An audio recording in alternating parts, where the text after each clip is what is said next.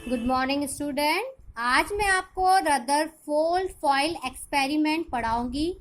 यह एक्सपेरिमेंट आपने class 9th में भी पढ़ा है, ठीक है। तो इसमें सबसे पहले आएगा कि अर्नेस्ट रदरफोर्ड और उनके स्टूडेंट शिष्य ने 1911 में सोने की पतली झिल्ली पर अल्फा कणों की बमबारी कर प्रयोग किया था।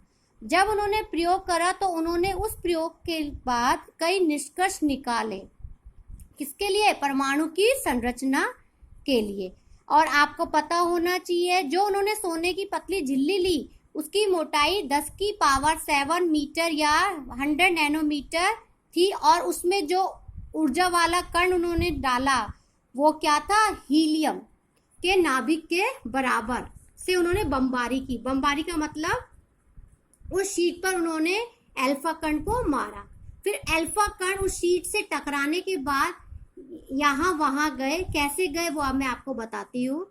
जब उन्होंने ये अपना प्रयोग करा तो प्रयोग करा उन्होंने स्वर्ण पत्र पर, और जब स्वर्ण पत्र पर उन्होंने करा तो जब वो टकराए अल्फा कण तो आपको फ्लैश स्फूर दीप्ति कलर नजर आया।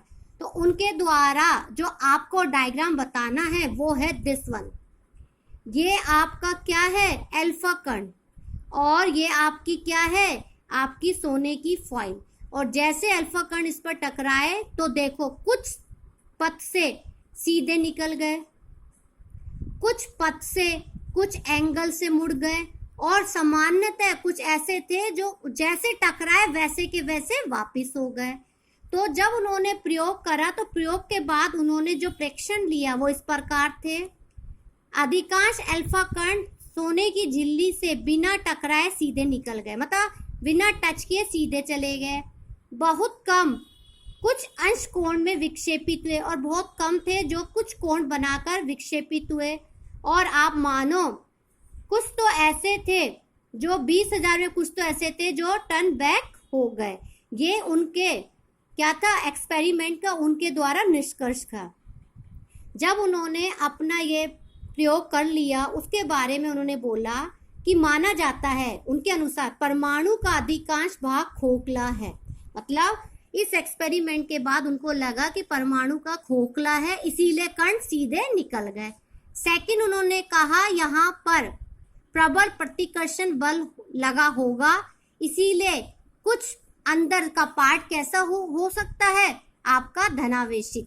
तो हमें उस टाइम तक ये था कि इसमें कुछ धनावेशित पार्ट भी है, जो कि जे थॉमसन ने भी अपने उसमें बताया था। नेक्स्ट, उन्होंने कहा कि परमाणु के धनावेश का आयतन उसके कुल आयतन की तुलना में बहुत कम है। मतलब जो टोटल आपका परमाणु है उसका जो आपका धनावेश पार्ट है वो बहुत ही नाके है, लेकिन बहुत कम है। जब उन्होंने सारे निष्कर्ष निकाले उसके बाद, निष्कर्ष के बाद, एक्सपेरिमेंट के बाद रदरफोर्ड ने एक परमाणु का मॉडल तैयार किया जिसका था परमाणु का संपूर्ण धनावेशित तथा द्रव्यमान उसके नाभिक के में केंद्रित होता है। मतलब परमाणु का पॉजिटिव और मास उसके कहा होता है मिडिल में, जिसे केंद्रक उन्होंने कहा।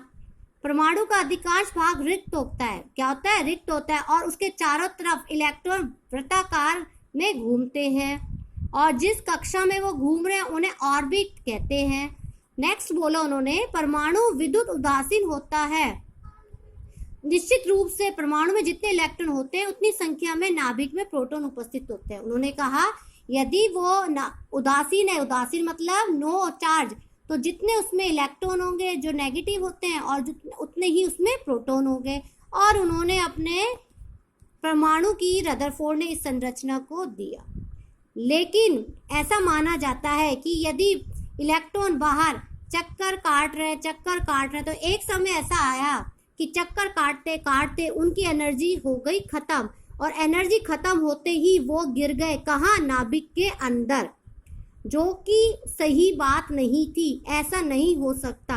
इसलिए रदरफोर्ड की कई कमियां हमारे सामने आई। पहली, परमाणु की स्थायित्व की व्याख्या न कर पाया, इलेक्ट्रॉन संरचना को स्पष्ट नहीं कर पाया, और लास्ट और इम्पोर्टेंट, इनके अनुसार इलेक्ट्रॉन वृत्ताकार घूमते घूमते अपनी इतनी ऊर्जा को नष्ट कर देते हैं कि लास्ट में अंत में वो नाभिक में आकर गिर जाते हैं।